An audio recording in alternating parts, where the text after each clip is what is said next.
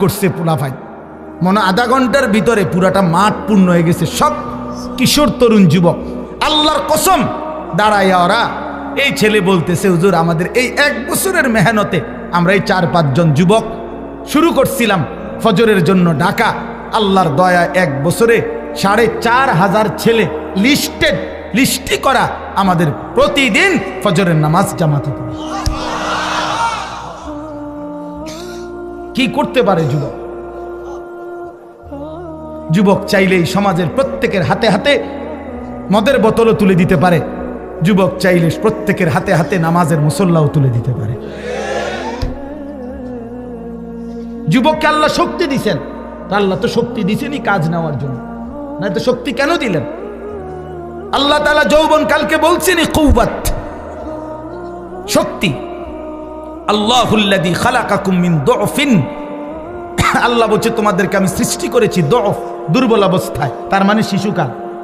সুম্মা জাআলা মিন বা'দি দুফিন কুওয়াতান, অতঃপর সেই দুর্বলতার পরে আমি তোমাদেরকে দিলাম শক্তি, মানে যৌবন। সুম্মা জাআলা মিন বা'দি কুওয়াতিন দুফান ওয়া শাইবা, পুনরায় আবার সেই শক্তির থেকে আবার ফিরিয়ে দিলাম দুর্বলতা এবং বার্ধক্য। তাহলে বোঝা গেল শিশুকালও দুর্বল, বৃদ্ধকালও দুর্বল, তাহলে শক্তি কখন? আল্লাহ কোরআনে বলছে। এই জন্য অনেক নওজোয়ান, আমি তোমাদের জন্য দিল থেকে দোয়া করি বন্ধু, রাত এই গভীরে আমরা প্রত্যেকেই এই 10 দিন ব্যাপী ঐতিহাসিক এই তাফসিরুল কোরআন মাহফিলে তোমরা নিজেকে পরিবর্তনের সিদ্ধান্ত নাও। ঠকবা না ইনশাআল্লাহ। আল্লাহকে সেজদা দিয়ে কেউ ঠকে না, প্রিয় নবী সাল্লাল্লাহু আলাইহি সাল্লামকে অনুসরণ করে কেউ ঠকে না।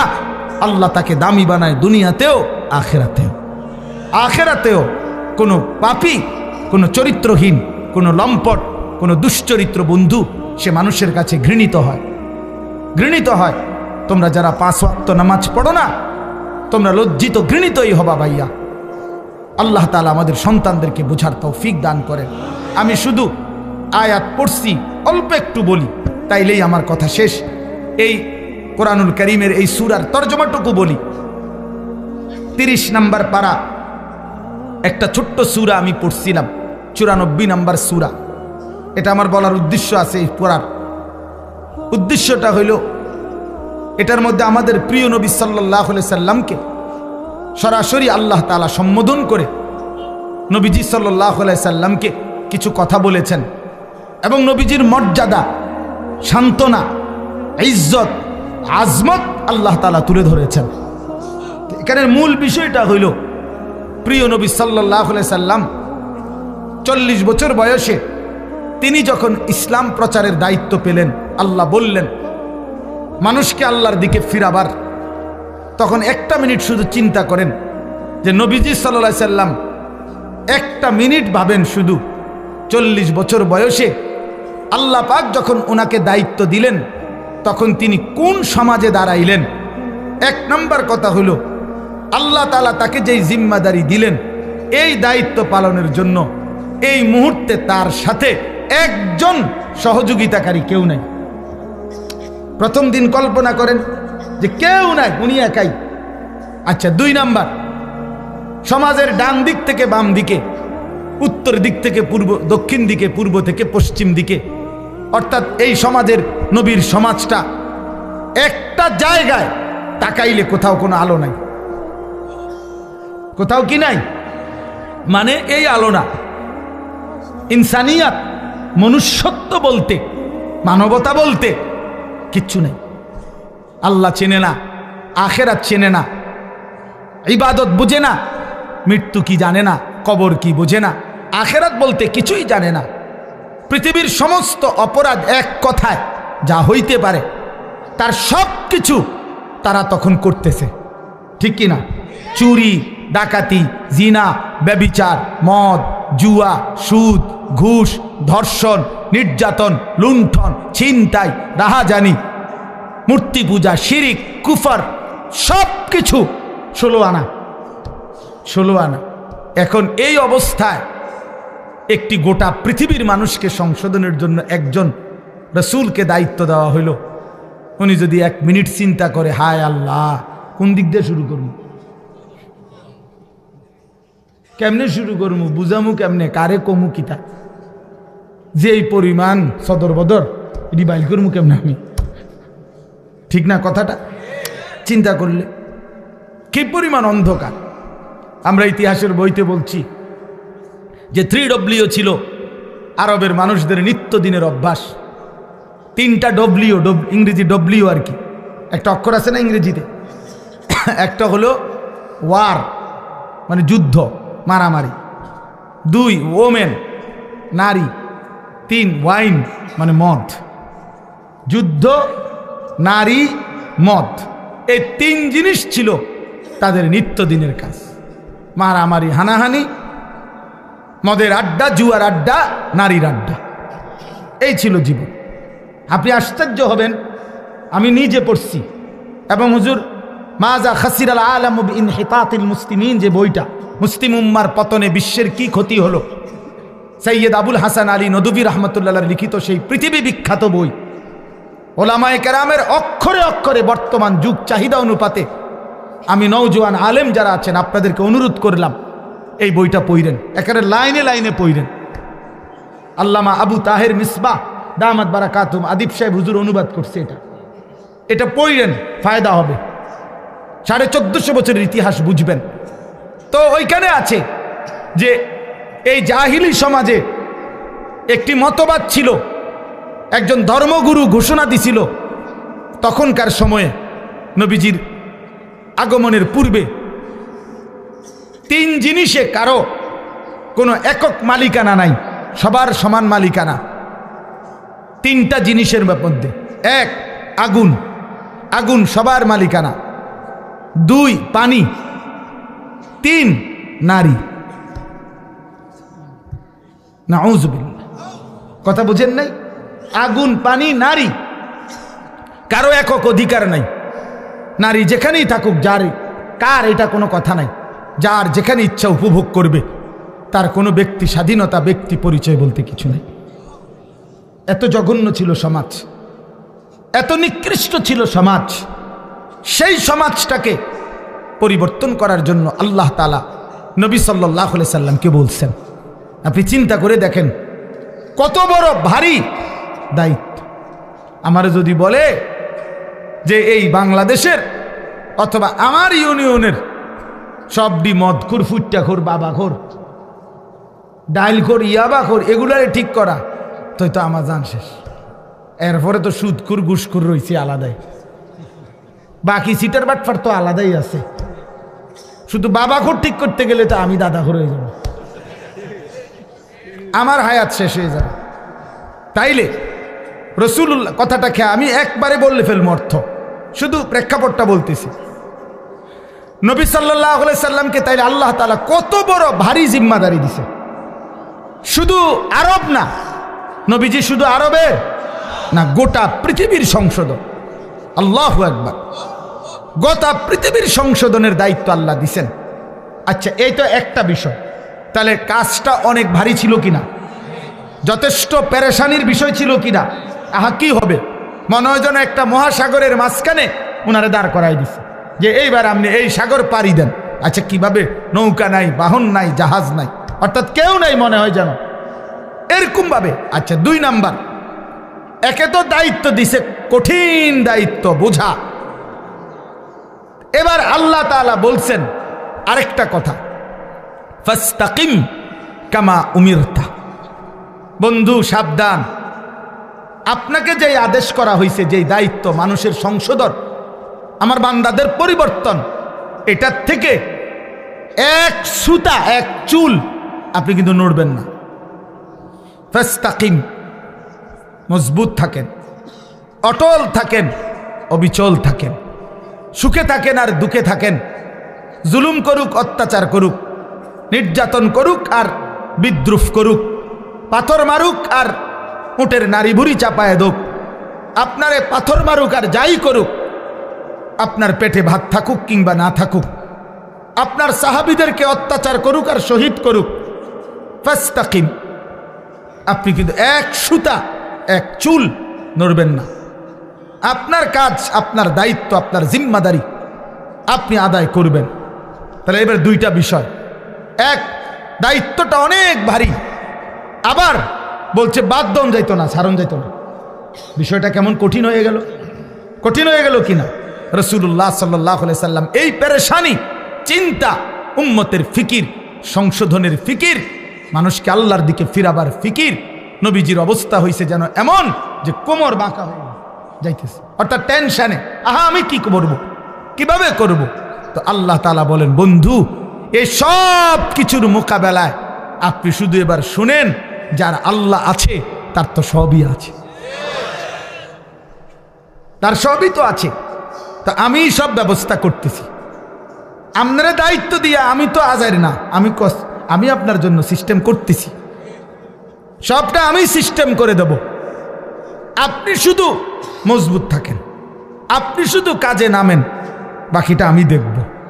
তো রাসূলুল্লাহ সাল্লাল্লাহু আলাইহি সাল্লাম সিদ্ধান্ত নিলেন কাজে নামবেন, আল্লাহর দ্বীন প্রচার করবেন মজবুতির সাথে। তো আল্লাহ তাআলা বলেন, এবার আমার কুদরতি ব্যবস্থাপনা আপনার জন্য শুনেন। এক, আলাম নাশরাহ লাকা সাদরাক, আমি আল্লাহ প্রথম আপনার দিল, আপনার কলিজার ভিতরে ইলম, হিকমত, আখলাক, হিম্মত, ইস্তেকামত, সুজাআত, বীরত্ব, যা দরকার আল্লাহর দ্বীন পৃথিবীর শেষ প্রান্ত পর্যন্ত পৌঁছাবার জন্য, তার সবটা আমি আল্লাহই আপনার সিনাতে দিয়ে দিলাম। এবার নবী মক্কার কুরাইশদের সামনে, হাদিসে আছে, একদিন ঘোষণা দিছে যে মক্কাবাসী, আসমানের ওই সূর্য আমার যদি হাতে দাও, চাঁদটাও যদি আমার হাতে এনে দাও, আর আমারে যদি বলো কালেমার দাওয়াত ছেড়ে দিতে, আল্লাহর কসম মুহাম্মদ এক সেকেন্ড আল্লাহর দ্বীনের দাওয়াত ছাড়বে না। এই কলিজার মধ্যে আল্লাহ এমন ঈমান দিয়েছে, ওয়াল্লাহি লা ওয়াদাতুমুশ শামসা ফি ইয়ামিনি ওয়াল কামারা ফি ইয়াসারি ওয়া আমারতুম আন আতরুকা হাযিহি দাওয়া লান আতরুকাহা হাত্তা উনাফিজাহা আও আমুতা ইলাল্লাহ। হয় জমিনে কালেমা বাস্তবায়ন হবে, নয় আমি শহীদ হয়ে আল্লাহর কাছে ফিরে যাব, কিন্তু মাঝখানে কোনো কম্প্রোমাইজ নাই, মাঝখানে কোনো কিছু নাই, এইরকম মজবুত। তাহলে আল্লাহ তাআলা বলেন, বন্ধু আপনার সিনার মধ্যে যা দরকার ইসলামের জন্য, দ্বীন প্রচারের জন্য, কালেমার প্রচারের জন্য, সমস্ত কিছুর মোকাবেলায় আমি আল্লাহ তা পূর্ণ দিয়ে দিয়েছি। দুই, ওয়াদানা আনকা বিজরাক আল্লাযী আনকাদা যাহরাক, যেই টেনশন, যেই চিন্তা, যেই পেরেশানি, যেই অস্থিরতা আপনার বোঝার মতো আপনার কাঁধে চাপছিল, আমি আল্লাহ নিজে আপনার সেই বোঝা, যা আপনার পিঠ নুয়ে দিছিল, কোমর মনে হয় বাঁকা করে দিছিল টেনশনে, অস্থিরতায়, আমি নিজ হাতে তা দূর করে দিয়েছি, আমি নিজ হাতে দূর করে দিয়েছি।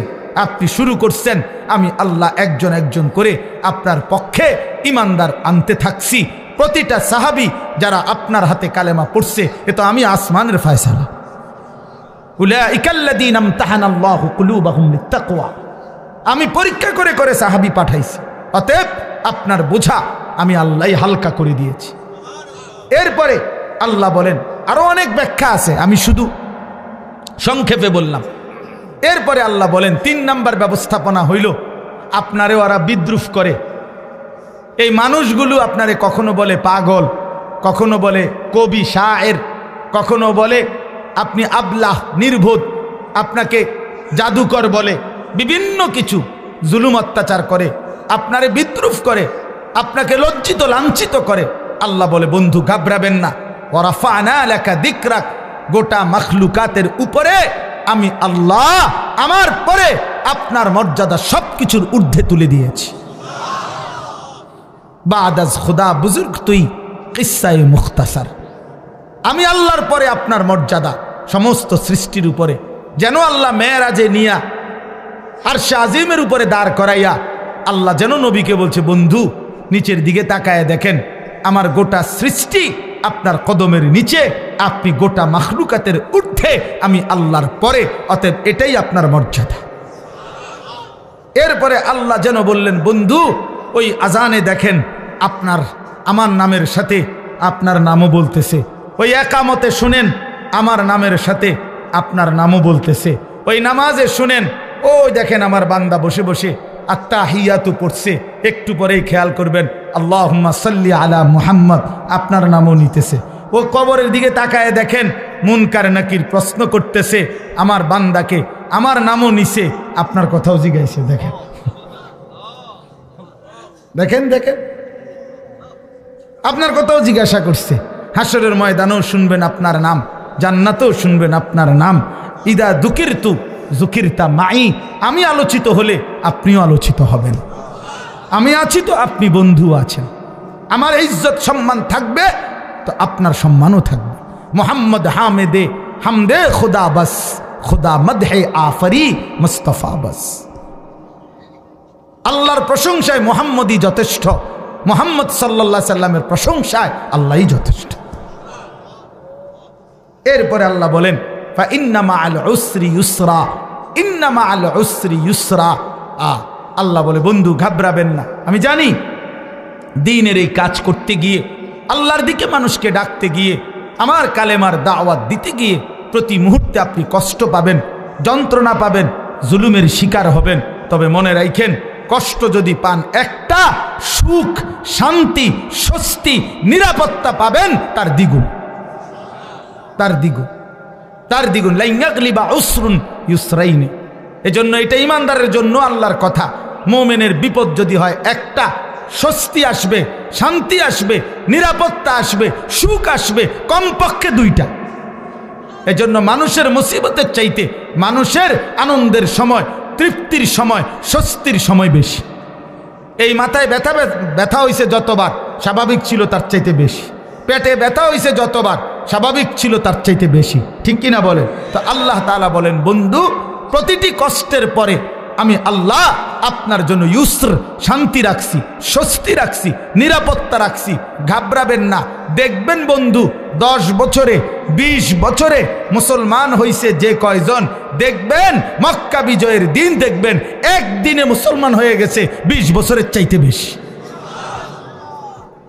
তার মানে আপনি অল্প সময় মেহনত চালায়া যান, একটা সময় দেখবেন আপনার ওয়ারাআইতান নাসা ফি দীনিল্লাহি আফওয়াজা, দলে দলে কাতারে কাতারে লোকেরা আল্লাহর দ্বীনের দিকে, ঈমানের দিকে, ইসলামের দিকে আসতেছে।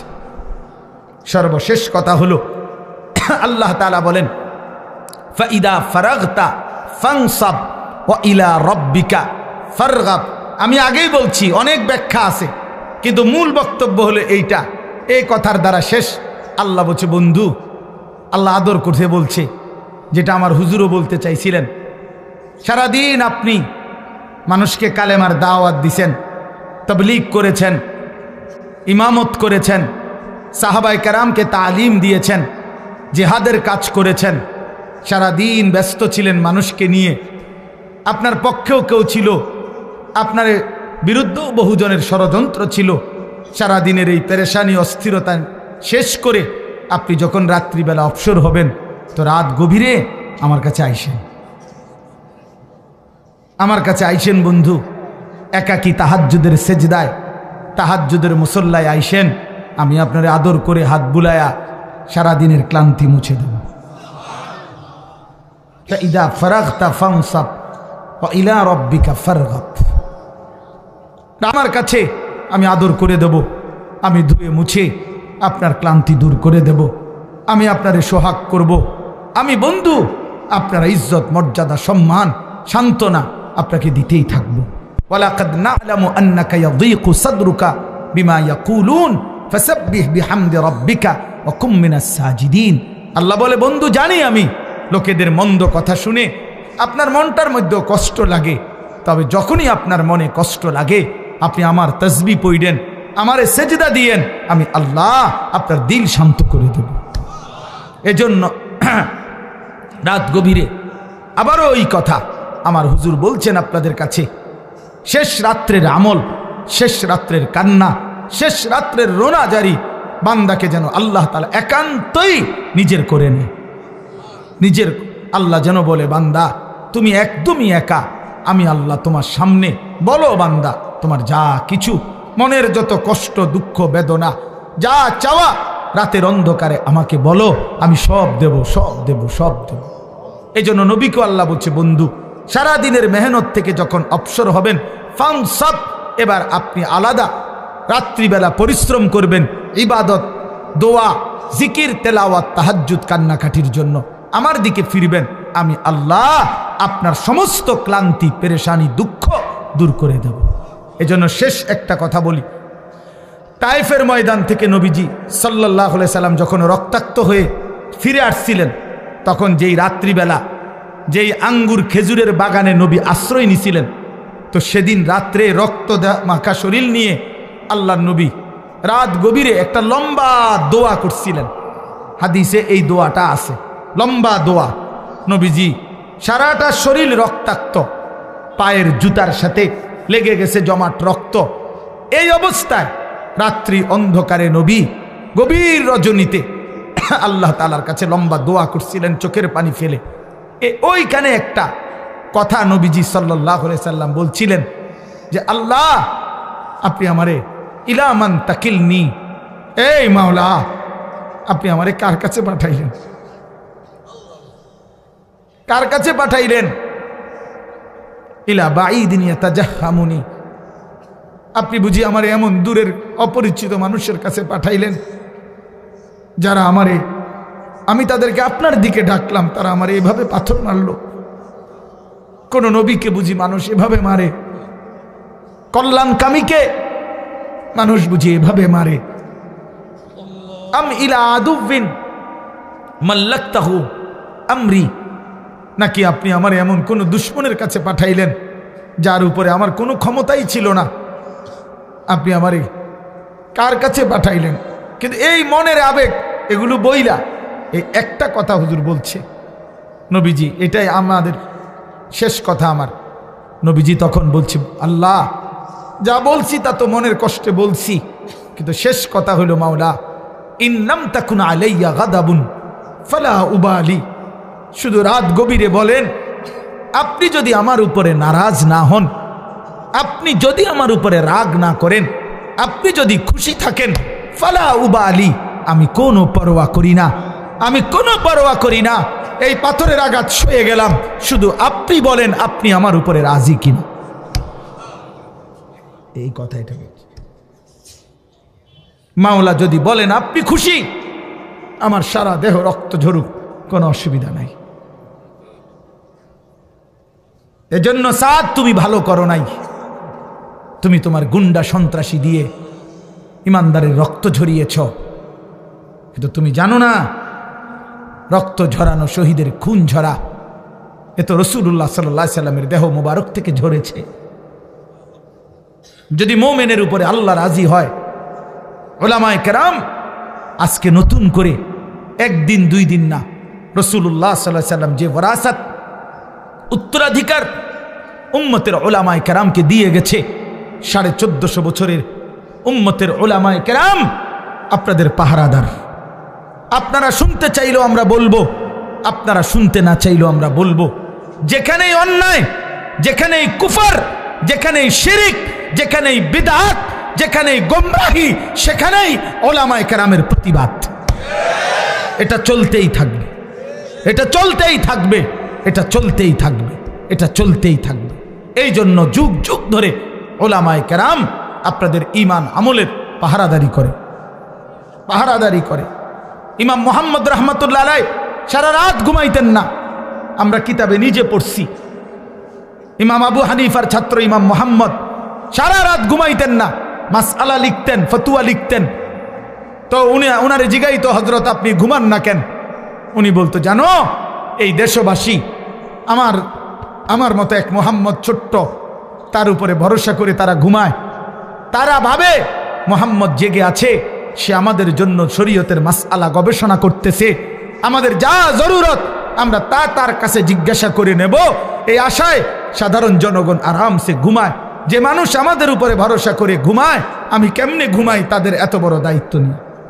কাইফা আনামু ওয়ান নাসু ইয়ানামুনা তাওয়াক্কুলান আলাইনা, এই আরবি আবার, আমি কিভাবে ঘুমাবো অথচ মানুষ তো আমার উপরে আস্থা রেখে ঘুমায়।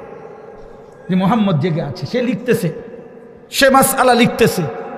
আল্লাহ তাআলা আপনাদের সবাইকে কবুল করে নেন। আজকের এই তাফসীর মাহফিলে আল্লাহ তাআলা আপনাদেরকে ভরপুর বরকত দান করেন। কোরআনের সাথে থাকবেন তো ইনশাআল্লাহ? আল্লাহর দ্বীনের উপরে থাকবেন তো ইনশাআল্লাহ? উলামায়ে কেরামের সাথে থাকবেন তো ইনশাআল্লাহ? হ্যাঁ, আল্লাহ তাআলা আপনাদেরকে কবুল করেন, তৌফিক দান করেন। 10 দিন ব্যাপী তাফসীরুল কোরআন মাহফিলের সমস্ত আলোচনা আল্লাহর কোরআনের নূর আমাদের দিলের মধ্যে আল্লাহ জ্বালায়া দেন, আমিন। এতক্ষণ পর্যন্ত যিনি নসিহত পেশ করেছেন তিনি আমার সরাসরি উস্তাদ। আপনারা শুনছেন হুজুরের কাছেই। ছোটবেলায় দারুল আরকাম মাদ্রাসা যখন প্রথম যে বছর শুরু হয়েছে, আমি সেই বছরেরই ছাত্র। একদম প্রথম বেস আমাদেরকে দিয়েই হুজুর মাদ্রাসা, মেড্ডা পীর বাড়ি হুজুরের পুরান বাড়ি ছিল, ওই বাড়ির পাশে একটা মসজিদ ছিল। মসজিদে আমাদেরও ওস্তাদ মাওলানা ওসমান গনি সাহেব, ওনার বাড়ি হলো বেড়তলা, আমরা বেড়তলার হুজুর বলতাম। উনি ছিলেন ওই মসজিদের ইমাম। ওই মসজিদের ইমাম সাহেবের একটা ছোট কামরা হুজরা ছিল, মক্তবের মতো। ওই ঘরেই প্রথম এই দারুল আরকাম মাদ্রাসার পড়ালেখার কার্যক্রম শুরু হয়েছিল। আমি ওই কামরার ছাত্র, আলহামদুলিল্লাহ। এরপরে আমরা 1 বছর পরে ঘাটুরা 1 নম্বর গ্যাস ফিল্ডের পাশে, একদম গ্যাস ফিল্ডের সাথেই লাগা একটা বাড়ি হুজুর ভাড়া করছিলেন। ওই ভাড়া বাড়িতে ছিলাম 1-1.5 বছর। এরপরে আমরা সেখান থেকে এখন যেই পুলিশ লাইনের সামনে যেই দারুল আরকাম মাদ্রাসা, ওইখানে আমরা আসছিলাম নিজস্ব জায়গায়। সেখানে প্রথম টিনের ঘর, এর মাধ্যমে আমরা পড়ালেখা শুরু করছিলাম। আর এখন যেই পুরান মসজিদ দারুল আরকামের, ওই মসজিদের অনেক কাজ আমরা করছিলাম নিজেরা। ছাদ ডালাইয়ের এক অংশ আমরা কাজ করছিলাম ছাত্ররা। অনেক স্মৃতি আছে জীবনের, আলহামদুলিল্লাহ। প্রিয় ওস্তাদ সেই ছোটবেলায় অনেক আদর করতেন, অনেক দোয়া করতেন। কাতার থেকে বড় বড় শায়েখ আসতো তখন দারুল আরকামে। আমরা ছোটবেলায় আরবিতে বক্তব্য দিতাম, কলম হাদিয়া দিত আমাদেরকে শায়েখরা, খুব খুশি লাগত। তো আলহামদুলিল্লাহ সারাটা জীবন হুজুরকে সেই ছোটবেলা থেকেই দেখছি। মানুষের ফিকিরে, দেশ জাতির কল্যাণে, অন্যায়ের বিরুদ্ধে, বাতিলের বিরুদ্ধে। এই বয়সেও এই অসুস্থ দুর্বল, আপনারা জানেন হুজুর অ্যাক্সিডেন্ট করছে, চলতে ফিরতে অনেক কষ্ট হয় ওনার। এরপরেও প্রতিনিয়ত ফজরের পর থেকে শুরু করে রাত পর্যন্ত এই ব্যস্ততা। কয়দিন আগে আমার মাদ্রাসার মাহফিলে 14 তারিখ গেছিলেন, সেখানেও আবার বলতেছে ফজরের পরে হেফাজতের বৈঠক। তো আলহামদুলিল্লাহ এই এখনো বৈশা বলতেছেন যে আমার অনেক মানুষের, অনেক ওলামায়ে কেরামের, কারো মামলা, কারো বিভিন্ন বিষয়াদি, এসব পেরেশানিতে মাওলানা আমি আরো দুর্বল হয়ে গেছি।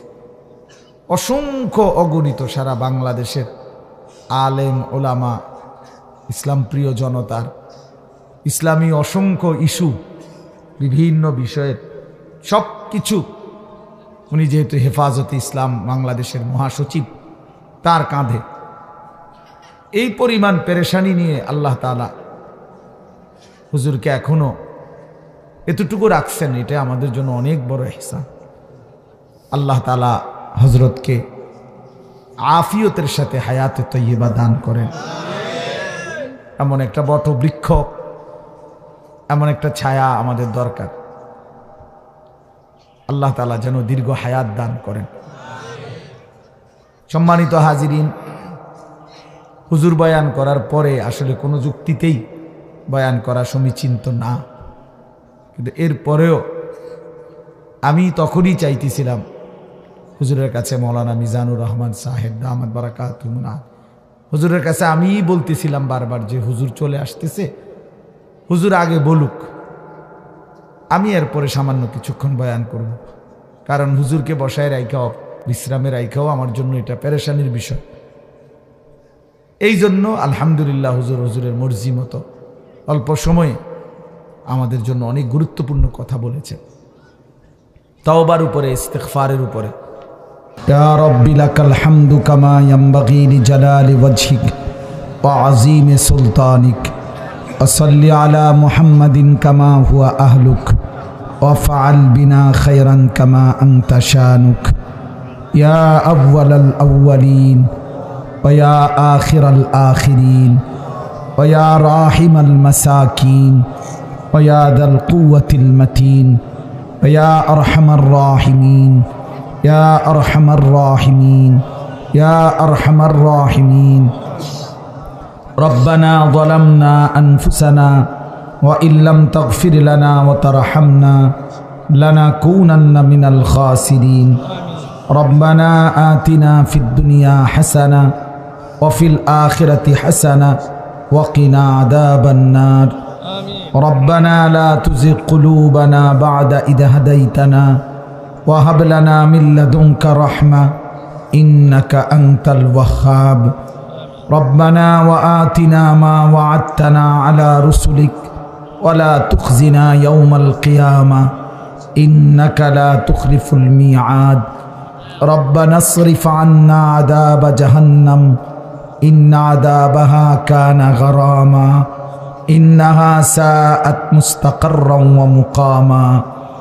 রব্বিরহামহুমা কামা রব্বায়ানি সগীরা রব্বিরহামহুমা কামা রব্বায়ানি সগীরা।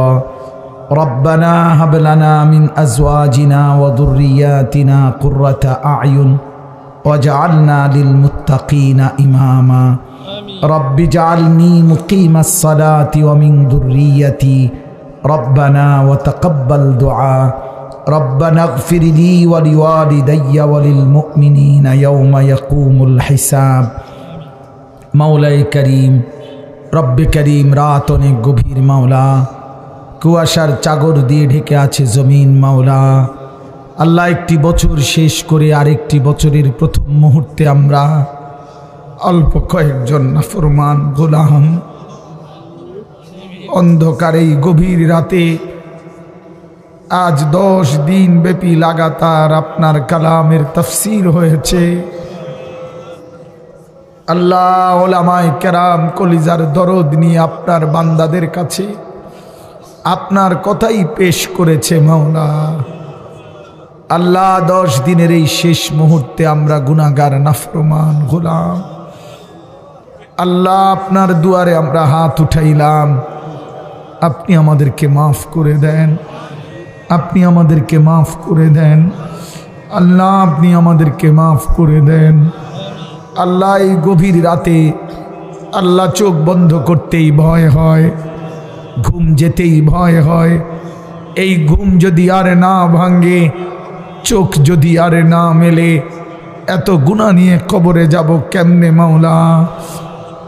হাসরের ময়দানে দাঁড়াবো কিভাবে মাওলা?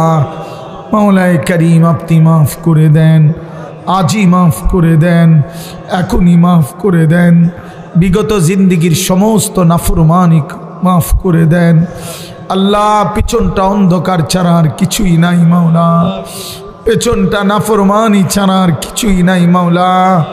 আল্লাহ, আযাব দিলে আপনার কোনো লাভ নাই, মাফ করে দিলে মাওলা আপনার কোনো ক্ষতি নাই। আল্লাহ, মাফ করলে আপনার কমবে না, মাফ না পেলে আমাদের উপায় থাকবে না। আল্লাহ, তাড়ায়া দিয়েন না মাওলা, মাহরুম করবেন না মাওলা, বঞ্চিত করবেন না মাওলা। আপনি ছাড়া বান্দার আছে কে মাওলা? ওয়ামান ইয়াগফিরুয যুনুবা ইল্লাল্লাহ, ওয়ামান ইয়াগফিরুয যুনুবা ইল্লাল্লাহ। হাসবুনাল্লাহু ওয়া নি'মাল ওয়াকিল, হাসবুনাল্লাহু ওয়া নি'মাল ওয়াকিল। লা ইলাহা ইল্লা আনতা সুবহানাকা ইন্নী কুনতু মিনাজ জালিমিন, ইন্নী কুনতু মিনাজ জালিমিন। আল্লাহ আমরা নাফরমান মাওলা, আল্লাহ আমরা নাফরমান মাওলা, আপনি মেহেরবান মাওলা।